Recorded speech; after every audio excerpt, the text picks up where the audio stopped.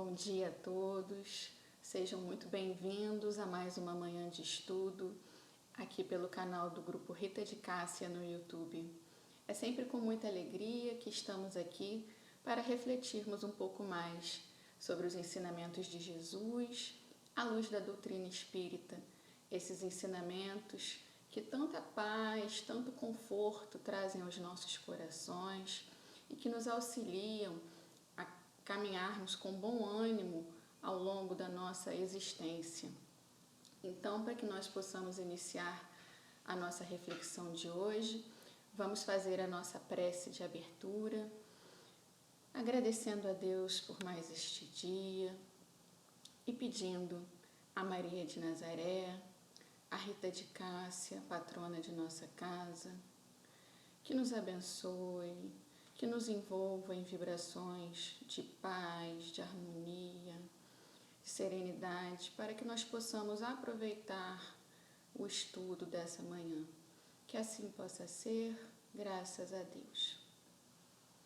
Bom, meus amigos, o nosso tema de hoje está no Evangelho segundo o Espiritismo, no capítulo 5, itens de 1 a 5, que vai tratar da justiça e das causas atuais das aflições. E esse é um tema extremamente importante.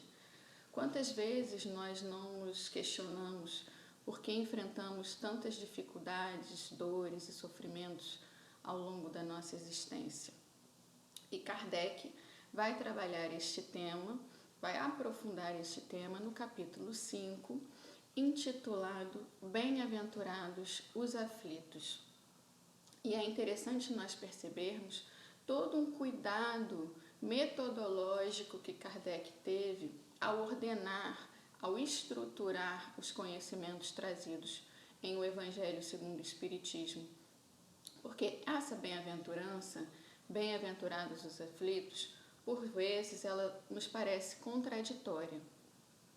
Então, é só a partir do entendimento de que nós somos espíritos imortais, de que esta é apenas uma pequena etapa de nossa existência, de que estamos em processo de evolução através das sucessivas reencarnações e que esse processo nos é ofertado por um Deus de infinito amor, soberanamente justo e bom, é que nós conseguimos compreender de fato por que bem-aventurados os aflitos. Jesus, ao proferir as bem-aventuranças, não estava se dirigindo apenas àqueles que o ouviam naquele momento, mas estava falando para espíritos imortais. E isso faz toda a diferença. Por quê?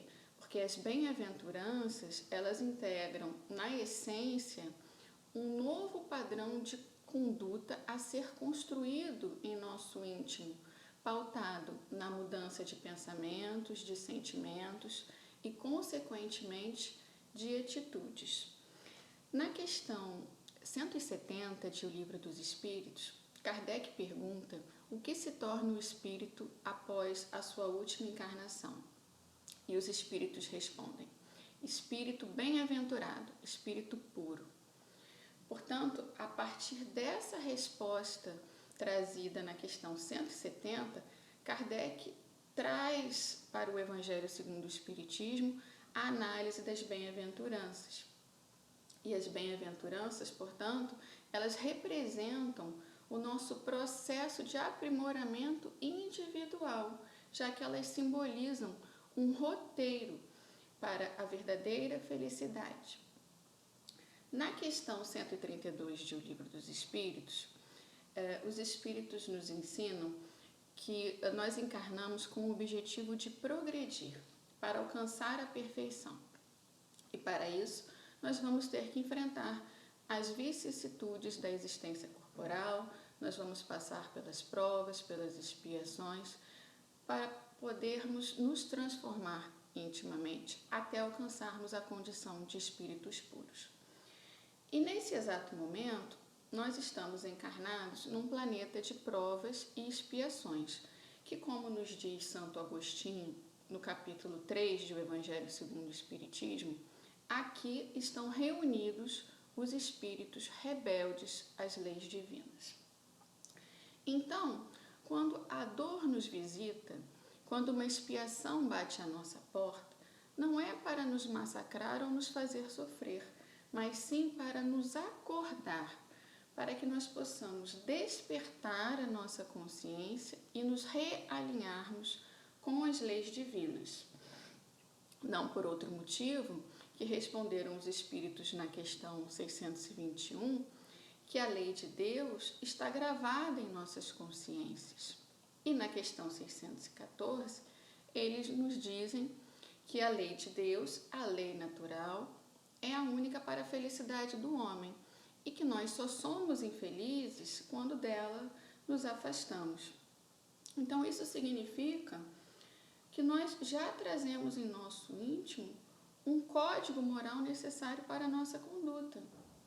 Entretanto, essa nossa consciência espiritual plena, ela fica nublada pelas exigências do ego, que vai obscurecendo esses propósitos sublimes e nós vamos nos afastando da nossa realidade espiritual e com isso nós vamos cristalizando alguns comportamentos que só serão harmonizados à custa de muito esforço. Felizes os aflitos porque já conseguiram despertar, porque já atingiram um estado de consciência que permitem compreender que o que fizeram ou estão fazendo não é bom, pois as consequências não são boas. E é interessante nós observarmos que essa bem-aventurança vem depois da primeira que diz: bem-aventurados os pobres pelo espírito, os humildes. Porque quando nós temos a humildade de não questionar Deus, mas sim a causa da dor, nós conseguimos passar por esses momentos da melhor forma. Felizes os aflitos, pois já conseguem compreender as causas das aflições. E nós sabemos que nada acontece de maneira aleatória. Einstein tem uma frase que diz: Deus não joga dados com o universo. Ou seja, Deus não escolhe de maneira arbitrária um grupo para sofrer mais e outro grupo para sofrer menos. Não há privilégios nas leis divinas. E não poderia ser diferente. Como Deus é soberanamente justo e bom, tudo que nos acontece não é senão fruto das consequências dos nossos atos ou de uma necessidade que nós temos de evoluir. E a consolação vem justamente do fato de que para todo efeito existe uma causa. Ou seja, a lei ela é de causa e efeito. E isso nos mostra que há uma justiça nas aflições. Então, as aflições basicamente estão relacionadas ao nosso estágio evolutivo. Nós precisamos passar pelas vicissitudes da existência corporal para alcançarmos a nossa iluminação espiritual. E Kardec nos diz que existem duas fontes distintas para as vicissitudes. Umas têm a sua causa na existência atual e outras na existência pretérita, já que as nossas encarnações são solidárias. Mas a maior parte das vicissitudes, das aflições, elas têm a sua causa na existência atual. Kardec vai nos dizer, no livro Céu e Inferno, lá no Código Penal da Vida Futura, que os nossos vícios geram sofrimento. Então, toda imperfeição vai gerar um sofrimento correspondente. Por exemplo, o orgulho, o egoísmo, a vaidade, a inveja, a ambição, todas essas fragilidades que nós, por acaso, ainda tenhamos, elas vão gerar aflições, elas vão gerar sofrimento. Por quê? Porque elas influenciam o nosso modo de pensar, de sentir. E por conta disso, nós acabamos fazendo escolhas ainda muito ligadas à materialidade. Nós nos deixamos levar pelas ilusões, pelas paixões, e isso nos causa sofrimento. Mas nós precisamos estar atentos que existem aflições que nos oportunizam crescimento e renovação, como, por exemplo, as provas que nós passamos ao longo da nossa existência, mas também existem aquelas aflições que nós mesmos criamos, que são aflições inúteis, fruto dessa vida moderna, estressante, que nós vivemos aqui na matéria. E essas aflições, elas vão consumindo a nossa energia, a nossa serenidade e o nosso tempo. A doutrina espírita, como consolador prometido, nos ensina que a dor, ela vem como um sinalizador de que algo está errado.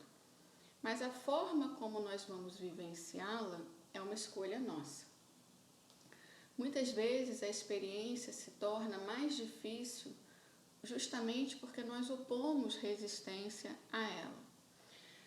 Se reagimos com revolta, com desânimo, nós acabamos criando um quadro de tristeza, de medo, e isso não só não resolve a situação, como ainda amplia essa angústia, essa aflição e nos coloca em desespero. Então, nós acabamos ampliando esse sofrimento. Então, cabe a nós compreender que as tribulações, elas fazem parte da nossa existência. E nós podemos passar por elas de uma forma mais serena, com coragem e confiança em Deus. E o primeiro questionamento que nós podemos fazer acerca desta bem-aventurança é: será que todos os que estão aflitos serão consolados? E quem nos responde é o Espírito Emmanuel, no capítulo 19 do livro Nascer e Renascer. Ele nos diz: os aflitos bem-aventurados, porém, não são simplesmente aqueles que choram e sofrem, deitando críticas e queixumes, e sim aqueles que recebem as tribulações transitórias da vida por benditas e honrosas oportunidades de servir com o Cristo de Deus, agindo com bondade operosa e paciência incansável na vitória do bem. Ou seja, o sofrimento, por si só, ele não nos eleva. Ele só nos eleva quando bem aproveitado. Como nos diz uma mensagem trazida também nesse capítulo 5 de O Evangelho segundo o Espiritismo, intitulada Bem e Mal Sofrer, ao sofrimento que nos leva, nos impulsiona ao progresso, e aquele que nos prende ao vitimismo e à culpa. Então, meus amigos, nós precisamos realizar uma renovação moral. Nós precisamos construir fortaleza espiritual através da absorção de valores que pacifiquem os nossos corações, que nos dê sabedoria para viver bem. Nós precisamos exercer a paciência ante as aflições que são decorrentes do nosso processo evolutivo, e não aquelas aflições inúteis que nós criamos. Para essas que nós mesmos criamos, nós temos que estar vigilantes para não darmos guarida, né, não deixarmos a nossa casa mental desprotegida a esse tipo de influência. Então, nós precisamos construir essa paciência, essa paz dentro de nós. Lembremos das palavras de Jesus: a minha paz vos deixo, a minha paz vos dou, mas não vou-la dou como o mundo a dá. Porque muitas vezes a nossa concepção de paz, ela está associada à ausência de dificuldades, à ausência de conflitos. Se está tudo bem na nossa vida pessoal, na vida profissional, com a família, na nossa vida de relação, então nós dizemos que estamos em paz. Mas vejam que a paz do Cristo é aquela paz construída em nosso íntimo, é aquela paz que independe das circunstâncias, que faz com que nós consigamos atravessar os diferentes cenários que o mundo exterior nos apresenta, mesmo os mais turbulentos, de forma serena, tranquila, utilizando todos os recursos que o Evangelho nos possibilita. Então, quando nós conseguimos construir essa paz interior, nós não sucumbimos às influências externas. Por quê? Porque nós agimos com calma, com os nossos sentimentos equilibrados, fazendo a nossa parte, e nós confiamos no amparo divino. E vejam que nós só conseguimos confiar na providência divina quando nós realmente fazemos o nosso melhor, quando nós fazemos tudo que está ao nosso alcance. Porque quando nós deixamos de fazer o máximo que está ao nosso alcance, nós nos sentimos inseguros. Então, nós não conseguimos ter essa confiança plena no amparo divino. Então, nós precisamos compreender que o sentido da vida não se resume somente às experiências felizes, mas também aquelas experiências de sofrimento que nós conseguimos transformar numa aquisição interna de valores. Então, nós precisamos amadurecer o nosso grau de responsabilidade frente ao uso do livre-arbítrio. Por quê? Porque o que nós estamos colhendo tem relação direta com o que nós estamos plantando. Se nós queremos resultados diferentes, nós precisamos de escolhas diferentes. Jesus já nos dizia, a cada um segundo as suas obras. Por isso é tão importante o processo de autoconhecimento, porque só quando nós identificamos as fragilidades que nós ainda trazemos em nosso íntimo é que nós conseguimos trabalhá-las, que nós conseguimos nos aprimorar. E por incrível que pareça, as dificuldades, elas nos ajudam nesse sentido. Por quê? Porque a vida na matéria, ela é tão acelerada que nós vamos criando uma rotina para enfrentarmos o nosso dia a dia e nós acabamos, vamos administrando as nossas imperfeições. Ficamos ali naquela zona de conforto, administrando as nossas imperfeições. E quando aparece uma dificuldade que nos tira dessa zona de conforto, nós precisamos nos movimentar no sentido de buscar soluções, de buscar crescer e aprender com essas situações dolorosas. Então, quando a gente fica muito ligado nessa vida agitada, estressante que nós levamos, nós vamos perdendo essa conexão com Deus, com a espiritualidade, Nós deixamos de estar sintonizados com o alto e abrimos a nossa mente, nós ficamos desprotegidos para pensamentos desequilibrados e sentimentos também desequilibrados. E nós nos esquecemos da nossa condição de espíritos imortais. Nós nos distraímos ao longo da nossa existência. E aí nós vamos, de certa forma, repetindo as mesmas escolhas, que levam às mesmas consequências, e ficamos nesse círculo vicioso que vai consumindo a nossa energia, vamos perdendo oportunidades de buscarmos novas ações para obtermos novos resultados. E isso muitas vezes leva a estados de enfermidades, leva ao nosso desequilíbrio tanto físico quanto mental. Já repararam como algumas situações na nossa vida se repetem? E isso acontece por quê? Porque nós estamos dando a mesma resposta quando, na verdade, a vida está nos mostrando que essa resposta não é a correta. Por quê? Porque se nós já tivéssemos aprendido com aquela circunstância, a situação não estaria se repetindo. Na questão 1004 do Livro dos Espíritos, Kardec procura saber qual o critério de duração do sofrimento do indivíduo. E São Luís responde: no tempo necessário para que se melhore. À medida que progride e que seus sentimentos se lhe depuram, seus sofrimentos diminuem e mudam de natureza. Por isso, meus amigos, a importância do vigiai e orai. Nós temos que vigiar a nós mesmos, os nossos pensamentos, os nossos sentimentos, para que nós possamos estar equilibrados, para fazermos as melhores escolhas. E assim nós seguirmos, com mais confiança, com mais segurança, a nossa trajetória evolutiva.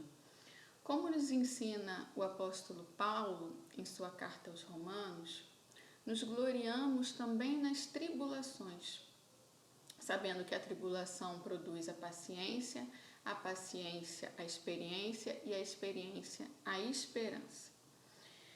E Leon Denis, no livro O Problema do Ser, do Destino e da Dor, nos diz que, nas horas de provação, se soubéssemos observar o trabalho interno, a ação misteriosa da dor em nós, compreenderíamos melhor sua obra sublime de educação e de aperfeiçoamento.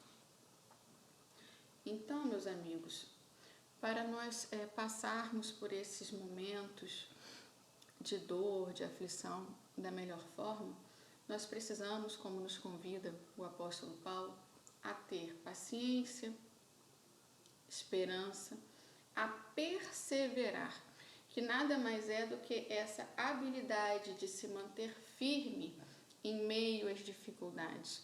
Nós temos que enfrentar com resiliência, nos colocando flexíveis diante das pressões que a vida nos coloca. Nós temos que agir com flexibilidade. E sempre que eu penso em resiliência, eu me lembro do exemplo do bambu.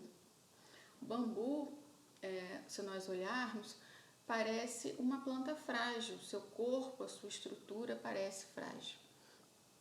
Mas é uma planta que consegue passar pelas intempéries e pelas mudanças de estação. Às vezes, é a única planta que se mantém de pé após as tempestades, justamente por essa sua flexibilidade, por essa sua capacidade de envergar e não quebrar. E nós podemos associar esse movimento do bambu à humildade, que é justamente essa capacidade de se colocar de forma maleável diante das dificuldades. Além disso, o bambu é uma planta que demora muito tempo para germinar. Ela vai aprofundando as suas raízes para só depois crescer e se mostrar ao mundo exterior. Então, olha quantos exemplos, quantos ensinamentos nós podemos extrair da natureza. Nós temos que ter essa paciência e irmos construindo dentro de nós uma base sólida para quando as dificuldades, as aflições se apresentarem, nós podermos passar por elas de uma forma serena, equilibrada, com uma fé robusta, uma fé, como nos ensina o apóstolo Paulo, no sentido de fidelidade a Deus, confiando nesse Pai soberanamente justo e bom, que quer sempre o melhor para todos nós. E a prece, ela nos auxilia muito nesse sentido, porque ela nos renova a energia e ela traz o amparo e o consolo. Kardec, também no Evangelho segundo o Espiritismo, lá no capítulo Pedi e Obtereis, quando ele fala da eficácia da prece, ele nos ensina que Pela prece, o homem atrai o concurso dos bons espíritos, que o vêm sustentar nas suas boas resoluções e inspirar-lhe bons pensamentos. Ele adquire, assim, a força necessária para vencer as dificuldades e voltar ao caminho reto, quando dele se afastou. E assim poderá desviar de si os males que atrairia pelas suas próprias faltas. Então vejam, meus amigos, que instrumento poderosíssimo nós temos à nossa disposição. E muitas vezes nós não utilizamos.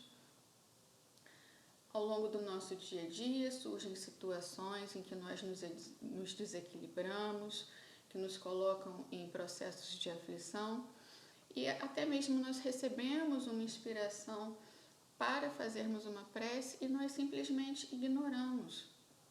Então nós temos que estar atentos nesse sentido, porque às vezes até de forma inconsciente nós ficamos ali cultivando as aflições. No Evangelho de Mateus, no capítulo 11, versículos 28 a 30, nós encontramos o seguinte convite de Jesus: Vinde a mim, todos vós que estão cansados e sobrecarregados, e eu vos aliviarei. Tomai sobre vós o meu jugo e aprendei de mim, que sou manso e humilde de coração, e encontrareis descanso para vossas almas, pois o meu jugo é suave e o meu fardo é leve. O jugo de Jesus é o conteúdo moral dos seus ensinamentos. Então, se nós quisermos reduzir em grande parte os nossos sofrimentos, nós precisamos evangelizar os nossos corações, nós precisamos nos harmonizar com essa lei de amor. O jugo de Jesus é suave porque ele está em perfeita harmonia com a lei de Deus, com a lei de amor. Nós sofremos porque nós ainda não aprendemos a amar. Quando nós nos colocarmos nesse fluxo educativo do amor, educando os nossos pensamentos e os nossos sentimentos, nós alcançaremos as faixas mais nobres da vida, por onde caminham aqueles que amam em plenitude. O fardo de Jesus é leve porque ele representa o fardo dos nossos deveres. E nós sabemos que Deus, em sua infinita misericórdia, não nos dá um fardo mais pesado do que aquele que nós podemos carregar. E quem cumpre os seus deveres e aceita as suas aflições com resignação, está iluminando os seus caminhos futuros. E aqui nós precisamos fazer uma distinção entre resignação ativa, que é a que nós estamos nos referindo, e a resignação passiva. Na resignação passiva, o indivíduo se coloca de uma forma omissa perante o sofrimento, achando que está passando por aquela situação porque Deus quis assim, ou que está pagando pelos erros cometidos. E essa omissão diante do sofrimento, ela não leva à reparação. Ela muitas vezes se caracteriza como um mecanismo de autopunição, em que o indivíduo, por conta de ter cometido escolhas equivocadas, acha que merece aquele sofrimento. Mas vejam, a doutrina espírita trouxe para nós uma inversão, né, na responsabilidade. Nós não podemos mais transferir essa responsabilidade para Deus ou para outras pessoas. A doutrina espírita traz a responsabilidade para dentro do próprio indivíduo. Nós somos os responsáveis pelo nosso destino. Então, quando nós percebemos que nós não somos vítimas do sofrimento, nós paramos de reclamar e de nos lamentar e nos colocamos numa posição proativa. Nós buscamos o meio de lidar com aquela situação, né? É a resignação ativa. em que nós identificamos o problema e agimos de forma corajosa, buscando solucioná-lo. Kardec, na questão 909 do Livro dos Espíritos, pergunta se o homem poderia, pelos seus esforços, vencer as suas más inclinações. E os espíritos respondem: sim, e frequentemente fazendo esforços muito insignificantes. O que lhes falta é a vontade. Então, meus amigos, nós precisamos realmente querer nos aprimorar, querer fazer essa renovação moral. E para isso nós precisamos colocar a vontade, que é essa potência da nossa alma, em movimento.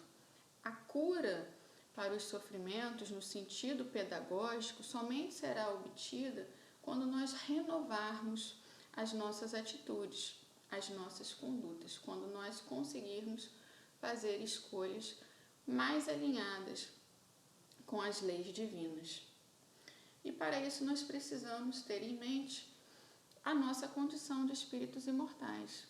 Nós precisamos viver como espíritos imortais nessa existência material, sabendo que essa existência não é um fim em si mesmo, que nós estamos aqui para buscar a aquisição desses valores, desses bens espirituais, que nós carregaremos conosco ao longo da nossa existência.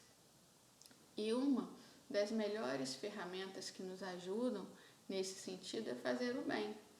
O desejo sincero de ajudar o próximo faz com que nós iniciemos um grande processo de quebra do nosso egoísmo, porque quando nós nos colocamos a serviço do outro, nós movimentamos esse amor. E quando esse amor se movimenta, ele se movimenta primeiramente dentro de nós. E isso nos traz uma sensação boa, né? Nos traz força, nos traz coragem, nos traz equilíbrio. A felicidade é o objetivo da lei de Deus. Todos nós alcançaremos a perfeição e, consequentemente, seremos felizes. Todos nós temos a irresistível vontade de ser feliz, de estarmos em comunhão com Deus, alinhados com as leis divinas. Então, o que nós chamamos de sofrimento nada mais é do que um estado de consciência, que, como nos ensina o apóstolo Paulo, na questão 1009 do Livro dos Espíritos, é provocado por um desvio, por um falso movimento da alma que se afasta do objetivo da criação. Mas nós sabemos que o determinismo divino é o do bem. Então, todos nós iremos caminhar para o bem. Bem-aventurado é aquele que está destinado ao bem. Então, meus amigos, lembremos das palavras de Jesus. No mundo tereis aflições, mas tende bom ânimo, eu venci o mundo.